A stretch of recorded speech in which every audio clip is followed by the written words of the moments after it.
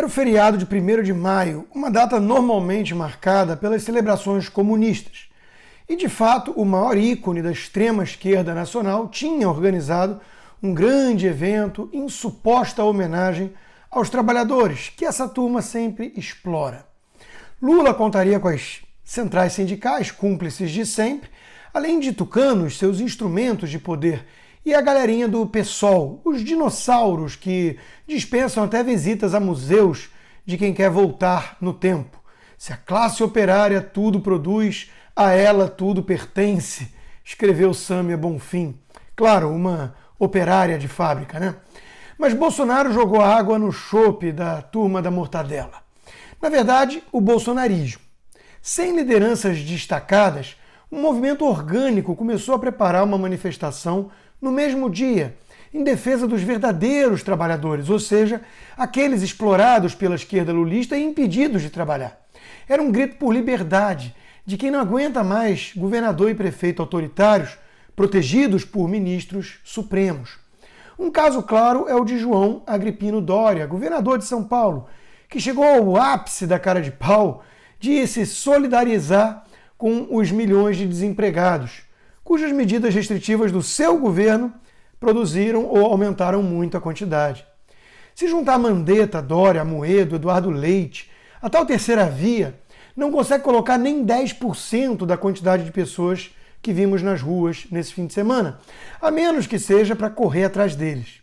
Eis o fato, tinha gente pra caramba. Milhares e milhares de carros que tinham pessoas com mais receio de se aglomerar, e mesmo numa pandemia, era muita gente também formando paredões humanos nas principais vias do país, mostrando o apoio popular ao presidente. Mas eis como a mídia relatou o ocorrido. Protestos pró-Bolsonaro interditam ruas e fazem carreatas em vários estados, dizia a manchete do UOL. Alguém já viu uma chamada falando do MST interditando as ruas nas suas manifestações? O jogo nunca esteve tão escancarado. Os isolacionistas radicais perderam. O povo não caiu na narrativa pseudocientífica e foi às ruas clamar por liberdade e defender o governo legitimamente eleito contra os golpistas supremos. Nossa democracia ainda respira. E a prova de que os patriotas não caem na conversa fiada dos inimigos da democracia está na reação ao deputado Arthur Duval, o Mamãe Falei, que tentou lacrar e foi enxotado sob gritos de lixo, lixo, lixo. Paulo Filipos, um ex-membro do MBL, resumiu: ver milhões de trabalhadores nas ruas hoje, contra a vontade do MBL, e sujeitos como Arthur Duval sendo expulsos por pais e mães de família ao som de lixo, lixo, lixo, é emblemático. O MBL respira por aparelhos desde que decidiu trair o povo brasileiro que dizia defender. Aqui se fez, aqui se paga. Mamãe lixei. E o povo percebe. Os carinhas do MBL se perderam totalmente. Diante da perda das narrativas e do controle das ruas, partiram para ofensas gratuitas contra gente séria e trabalhadora, seus eleitores de ontem, inclusive. Mais do que qualquer coisa, esses atos bolsonaristas são entretenimento para idosos, escreveu Renan Santos, o fundador do MBL. São como fãs de Justin Bieber mais velhos. A diferença é que o Bieber deles gosta de rachadinha, concluiu. Mobilizavam idosos entediados antes, em 2015? Finge não saber se tratar basicamente do mesmo público?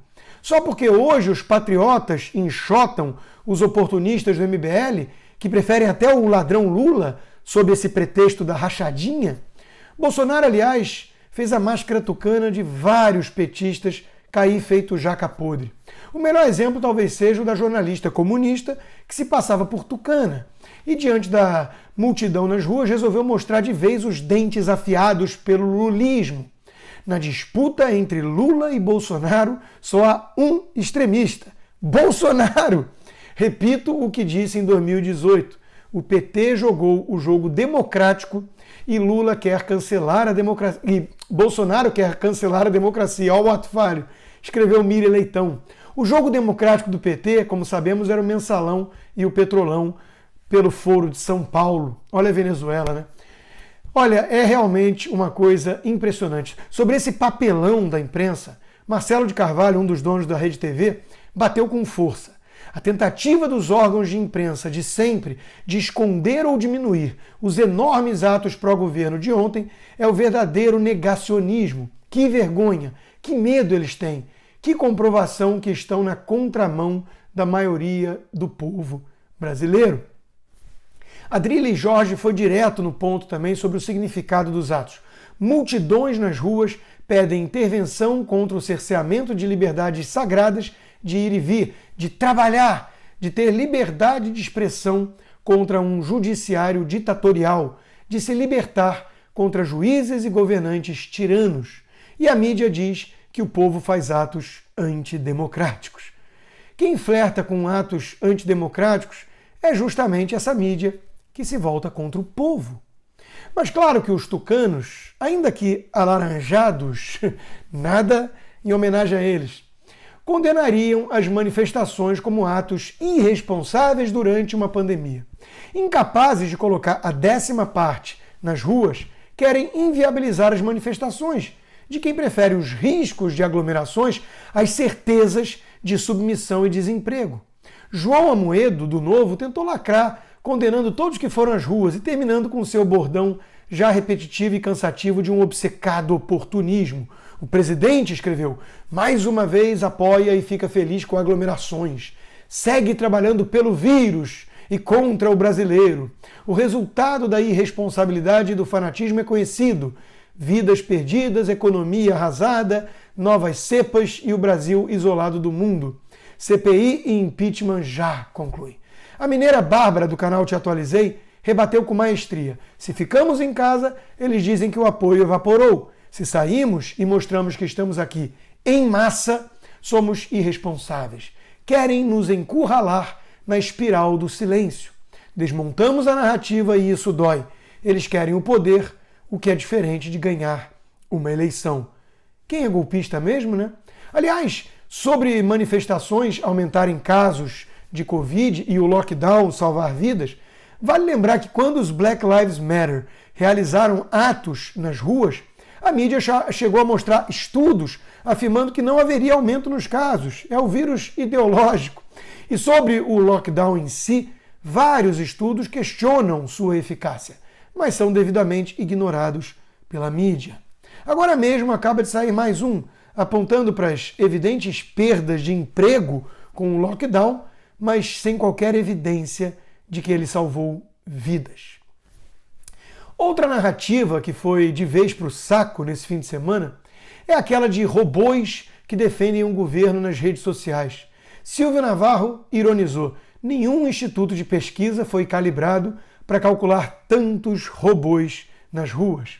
É a mesma bobagem de quem fala em gabinete do ódio, fingindo não ver ali pessoas normais, comuns, apenas cansadas e indignadas com tantos abusos supremos, ao mesmo tempo em que passam pano na mídia para o verdadeiro gabinete do ódio, a própria imprensa, que deseja abertamente a morte de Jair Bolsonaro. E por falar em golpismo, outra bandeira presente nas manifestações foi a do voto auditável. É o mínimo que se exige, pois ninguém confia em urnas que não podem sequer ser auditadas. A deputada Bia Kicis vem lutando por essa pauta e teve a comprovação do seu enorme apoio popular. Além do voto auditável, o povo nas ruas quer, acima de tudo, talvez, colocar freios aos arbítrios supremos. E por isso um projeto de lei como o do deputado Sóstenes merece todo o apoio contra o ativismo judicial do STF, que será votado nessa quarta. Enfim, os brasileiros decentes mostraram a sua energia contra aqueles que tentam, em nome da ciência e da democracia, impor um regime obscurantista e autoritário e derrubar o presidente eleito. Não é preciso achar a gestão de Bolsonaro maravilhosa, excelente, para perceber onde mora o perigo real, a verdadeira ameaça à nossa democracia. Eu deixo o relato final com o jornalista Alexandre Garcia, uma voz dissonante em meio a tantos comunistas disfarçados de jornalistas na nossa imprensa. Eu nunca tinha visto um 1º de maio como foi esse sábado. Eu nasci em 1940, escreveu. Ainda peguei o resto da ditadura Vargas fazendo grandes festas no estádio do Vasco. E depois, no segundo governo Getúlio, eu lembro das festas dos círculos operários, mas nunca vi nada igual a esse sábado. Foi uma apoteose na Avenida Paulista, totalmente cheia, na Esplanada dos Ministérios, em Copacabana. Eu acrescento BH e outros estados e cidades.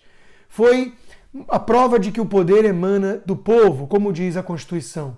Não é da mídia, é do povo, diz Alexandre Garcia. E o povo expressou, em primeiro lugar, censura ao Supremo. Em segundo lugar, apoio ao presidente. Em terceiro lugar, pedido de voto auditável.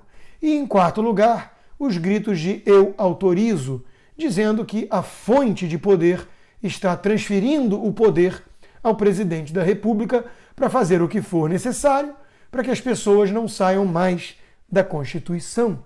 Porque a Constituição tem tido alta frequência de desrespeito. Estão desrespeitando direitos constitucionais de uma cláusula pétrea, que a própria Constituição diz que não pode sequer ser abolida em uma emenda, mas aboliram. Fica aqui o registro da manifestação popular, conclui Alexandre Garcia. Ninguém fez propaganda em órgãos tradicionais da mídia, ninguém anunciou, ninguém falou, a não ser nas redes sociais. E foi essa surpresa, essa explosão de manifestação de pessoas de todas as idades que saíram de casa para se expressar. Na minha síntese, os golpistas têm a mídia, mas Bolsonaro tem o povo ao seu lado.